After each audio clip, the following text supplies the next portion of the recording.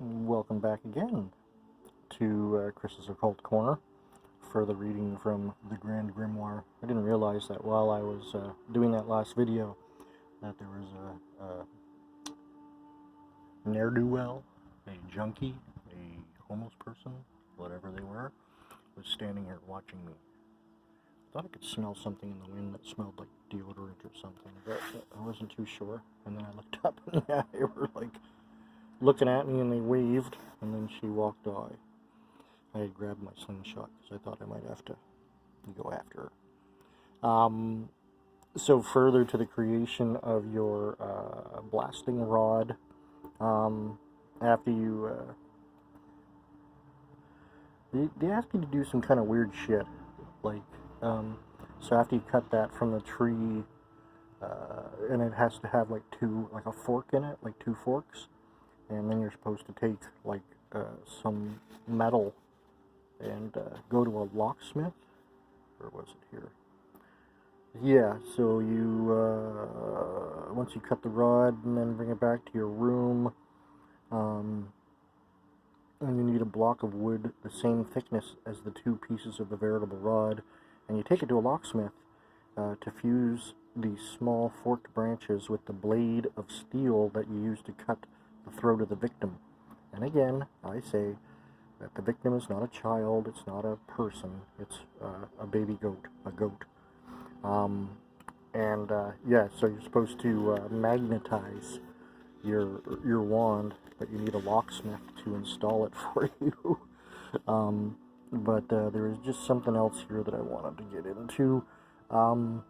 So after you get your wand made, you must rejoice in the honor and glory of Adonai, and being certain now that you possess the right treasure of light. In the evening, you take your rod and you take the skin of the kid, again, that is the goat, not a child, your bloodstone and 2 verbena garlands, as well as 2 candlesticks and 2 candles of virgin wax concentrated, and it had to have been made, the candles have to have been made by a virgin girl.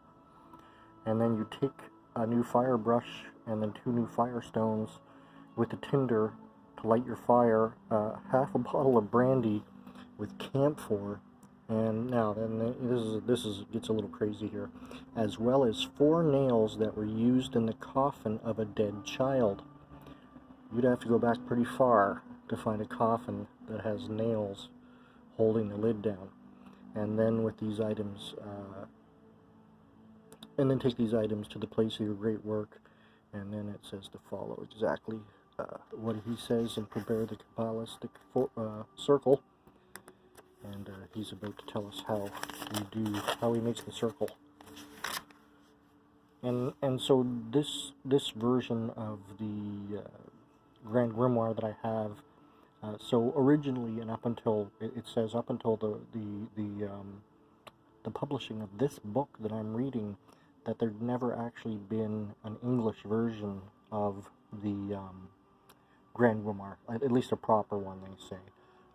There's German, there's French, Italian, but apparently there have been translations. A lot of people have translated this book, but this one, what it does is it puts the original French right beside the English translation. If you can read French, then, you can see, how they've translated it and whatnot. Anyways, I just wanted to point out again some of those interesting points. I wish I would have thought of this when I was reading the Bible, because years ago I read the Christian Bible 3 times from front to back. Didn't skip anything, I promise, I swear to you. The first time I read it was just to read it, the second time that I read it was to digest, and then the third time I read it I actually brought a highlighter and I highlighted all of the crazy stuff that the Christian God does, and just crazy inconsistencies and things like that in the Bible that just don't make sense. And I highlighted it all, so I've got this Bible that's got like highlighter through all of it right through to the very end, and highlighted all of the crazy shit that's in the Bible. Won't be doing that with this, but I probably will be reading this again from front to cover, because it's one of those books that has a lot of great information that you just want to try and digest. I have I've always had a memory problem. There's times that my family has talked about, you know, trips or something that happened, and I was there and I have absolutely no recollection of it whatsoever. So it's kind of crazy, but a lot of the material that I've read over the last many decades, like, I couldn't even tell you all that I've read. But I do like to try and get things in my brain as much as I possibly can. So if it takes a couple of read-throughs, it takes a couple of read-throughs. Alright, thanks for joining me. We'll see you on the next edition of Occult Corner with Chris, or Chris's Occult Corner, whatever the fuck I'm calling it. Like, subscribe, and share, or this guy's gonna come get you. Who's gonna get you? Or maybe that guy.